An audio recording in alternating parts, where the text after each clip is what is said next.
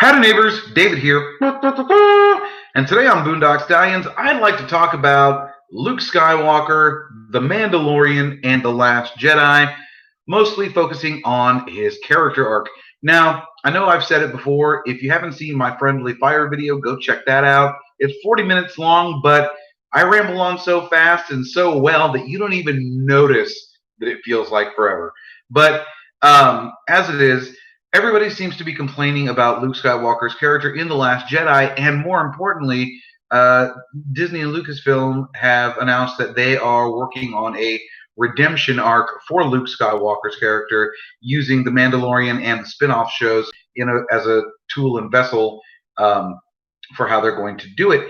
And so, first of all, my problem with that is there is nothing wrong with Luke Skywalker's character in The Last Jedi. I know it's blasphemy and everybody's going to start a witch hunt and burn me at the stake because I'm some kind of devil for liking The Last Jedi, but I love that movie. Aside from Rose Tico and that whole Cantobite thing, I was solid with the choices that movie made. I mean, like I've said before, there was no way that movie was going to please everybody after all of the 2 years worth of speculation that we did in between The Force Awakens and The Last Jedi. There was just no way. So subverting our expectations was probably the smartest move they ever made. It's just the way everybody reacted to it because, Lord forbid, we accept anything like change. I mean, we bitched about The Force Awakens being too much like an old Star Wars movie, and then we complained because they gave us something different. Like, anywho, if you'll remember the original trilogy and the sequel trilogy, Obi-Wan Kenobi and Yoda basically went into exile immediately upon failing at their job, their purpose, what they were meant to do. Yoda was the Grand Master of all of the Jedi. He ran the temple. He'd been training damn near every student for 800 years, and he failed. He failed to see the rising power of the dark side. He failed to see that Palpatine was the one who was manipulating him, and he failed to see that his entire student's body was about to be completely wiped out by the dark side that he failed to see coming. So, as far as you can go, Yoda failed completely. And what did he do? What did he do when he failed? He went and exiled himself on Dagobah. Obi-Wan Kenobi failed training Anakin, failed killing Anakin, and failed the Jedi Order with his great failure in Anakin Skywalker. And to be fair, you know what? Palpatine was training Anakin and planting the seeds of darkness the entire time against Obi-Wan's training. So let's not give Obi-Wan that much hate for messing up Anakin's training, because Palpatine did play a hand in it. But what did Obi-Wan do when he failed? He went into exile on Tatooine because he wanted to keep an eye on Luke, but he went into exile and didn't want to train any students.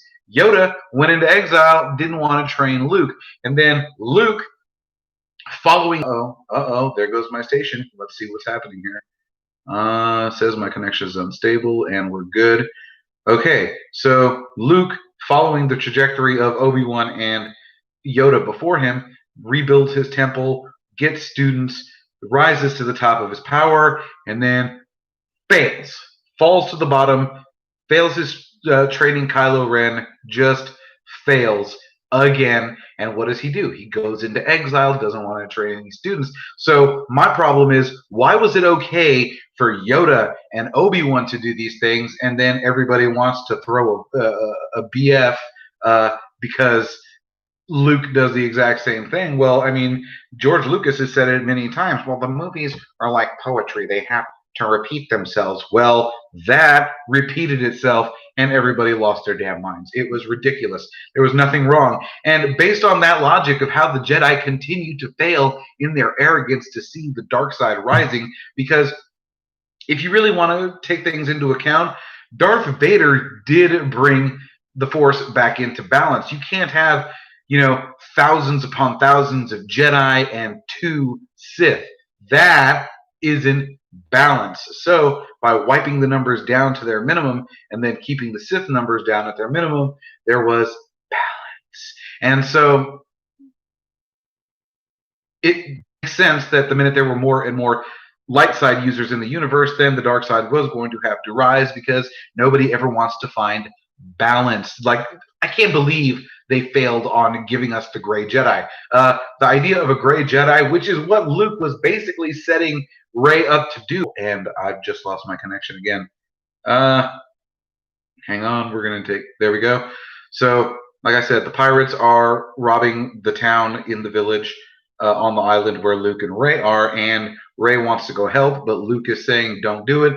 Let them take what they want now, and they'll leave them alone for a little while. If we go and save them and help, the pirates will come back in greater numbers, and nobody might be there the next time to save the villagers who will be slaughtered. So let them just deal with this in-house. It's a gray Jedi code, and Rey runs to save everybody. And so, okay, there again.